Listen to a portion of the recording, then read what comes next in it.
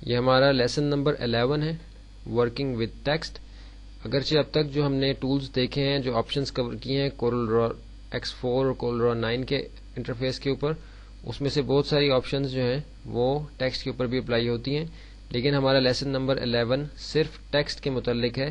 یاد رہے کہ یہاں ہم صرف انگلش ٹیکسٹ کو کور کریں گے لیسن نمبر 11 کے اندر، اردو ٹیکسٹ ہمارا لیسن نمبر 12 کے اندر آئے گا، جو کہ اسی طرح بہت اہم ہے جیسے کہ ہمارا انگلش ٹیکسٹ ہے۔ یہاں ہم وہ ساری بنیادی چیزیں جاننے کی کوشش کریں گے کہ جو ہمیں کورل ڈرا میں کام کرتے ہوئے جاننا ضروری ہے ٹیکسٹ کے متعلق۔ اس کو الگ الگ ویڈیوز میں لیسن نمبر 11 کو اس لیے بنایا جا رہا ہے تاکہ آپ ہر آپشن کو الگ سے دوبارہ بار بار دیکھ کے اس ویڈیو کو اچھی طرح سمجھ سکیں، کیونکہ کوئی بھی آپشن اگر آپ کو صحیح طرح سے سمجھ نہیں آتی تو کورل ڈرا میں ٹیکسٹ کے ساتھ کام کرتے ہوئے کافی مشکل پیش آ سکتی ہے۔ اس میں پہلی دو باتیں ہمارے پاس امپورٹنگ دا ٹیکسٹ اور ٹیکسٹ باکس ہے، تو اس کو ہم اس ویڈیو کے اندر کور کریں گے۔ ٹیکسٹ امپورٹ کرنے سے پہلے سب سے آسان طریقہ جو ہمارے پاس کورل ڈرا میں ٹیکسٹ کو لے کے آنے کا ہے وہ کاپی اور پیسٹ کی کمانڈ ہے۔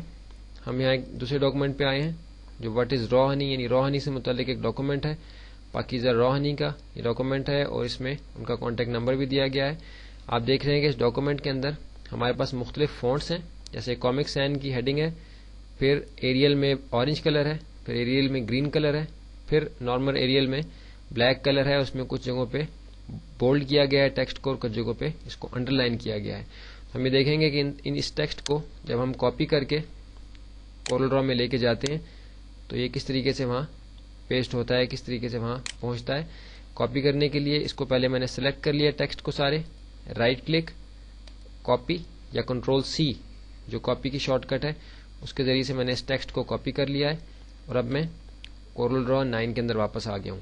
یہاں ایک اہم بات اور بتانے کی ہے کہ کورل ڈرا 9 کے یوزر جو ہیں وہ ابھی ہم کورل ڈرا X4 کے انٹرفیس کے اوپر ہیں، کورل ڈرا 9 کے یوزرز بھی اسی طریقے سے ان ساری آپشنز کو اپلائی کر سکتے ہیں کورل ڈرا 9 کے اندر رہتے ہوئے۔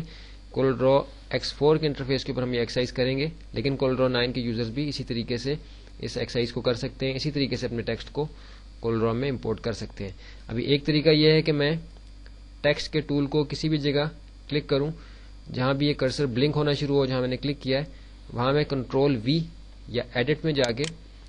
پیسٹ کی کمانڈ سے اس ٹیکسٹ کو کورل ڈرا کے اندر پیسٹ کر دوں۔ لیکن یہ طریقہ اس لیے ہمیں عموماً صحیح نہیں لگتا، اس کے نتائج ہمیں ٹھیک نہیں لگتے، کیونکہ یہ بالکل فری سائز ٹیکسٹ آیا ہے، اس کے اوپر ہمارا کوئی کنٹرول نہیں ہے۔ اگر ہم اس کو ری سائز کریں گے تو ہمارا ٹیکسٹ جو ہے وہ اپنی اصل شکل میں نہیں رہے گا، جس کی وجہ سے ہمارے ڈیزائن پہ بہت برا اثر پڑے گا، اس لیے ہم ڈیلیٹ سے اس کو یہاں ختم کر دیتے ہیں۔ ہمارے پاس دوسری جو آپشن ہے ٹیکسٹ کو کورل ڈرا میں لے کے آنے کی، وہ ٹیکسٹ باکس کے ذریعے سے ہے۔ ٹیکسٹ باکس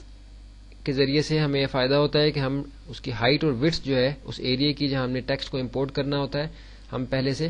اسپیسیفائی کر سکتے ہیں۔ ہم تھوڑا سا نیچے آ جاتے ہیں۔ ابھی ہم یہاں ایک ٹیکسٹ باکس بنائیں گے اور پھر اس کے اندر اپنے ٹیکسٹ کو پیسٹ کریں گے، جو کہ ہم نے ابھی پچھلے ڈاکومنٹ سے کاپی کیا تھا۔ آپ دیکھ رہے ہیں کہ یہاں میں ایک ٹیکسٹ باکس بنا رہا ہوں۔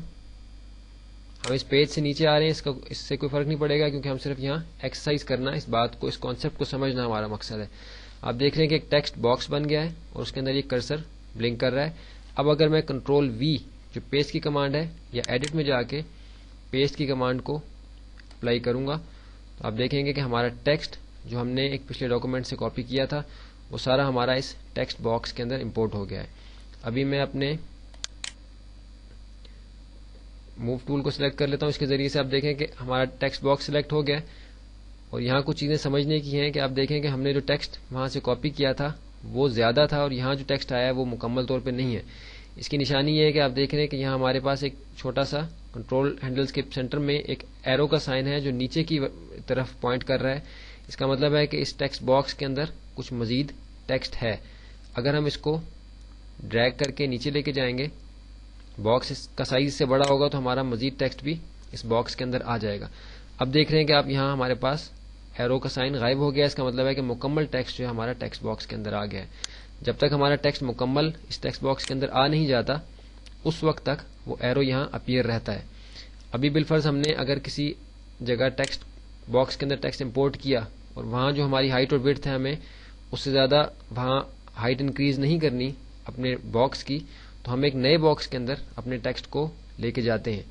اس کا طریقہ یہ ہوتا ہے کہ آپ اس ایرو کے اوپر آ کے کنٹرول کے بٹن کو پریس کر کے اپنے ماؤس کے لیفٹ بٹن کو کلک کرتے ہوئے موو کرتے ہیں. کنٹرول کا بٹن ریلیز کر دیا, ماؤس کا بٹن بھی میں نے ریلیز کر دیا,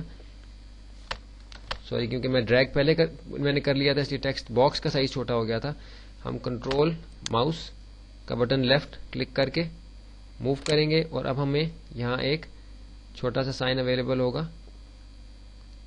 جس کے ذریعے سے ہم ایک مزید ٹیکسٹ باکس یہاں بنا سکتے ہیں. اب دیکھ رہے ہیں کہ میرے پاس میرے کرسر کے ساتھ ایک چھوٹا سا سائن بنا ہوا آ گیا جس میں ایک ٹیکسٹ باکس بنا ہوا ہے اور ساتھ ایک ایرو لوور رائٹ کارنر کو پوائنٹ کر رہا ہے, یعنی میں یہاں سے اپنا ایک ٹیکسٹ باکس اور یہاں بنا سکتا ہوں. اب دیکھیے کہ میں نے ایک ٹیکسٹ باکس یہاں اور بنایا اور جیسے ہی میں نے اپنے ماؤس کے لیفٹ بٹن کو ریلیز کیا ہے تو میرا جو اضافی ٹیکسٹ تھا جو میرا اس ٹیکسٹ باکس کے اندر زیادہ تھا وہ میرا اس ایریا کے اندر آ گیا ہے, دوسرے ایک ٹیکسٹ باکس کے اندر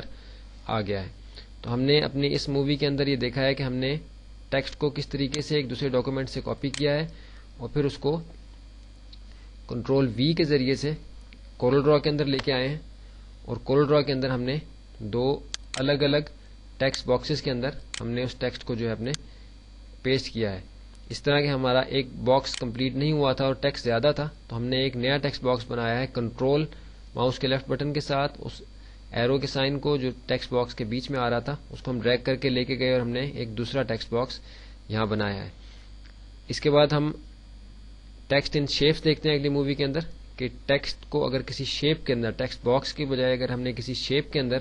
لے کے جانا ہوتا ہے تو ہم کس طریقے سے لے کے جاتے ہیں.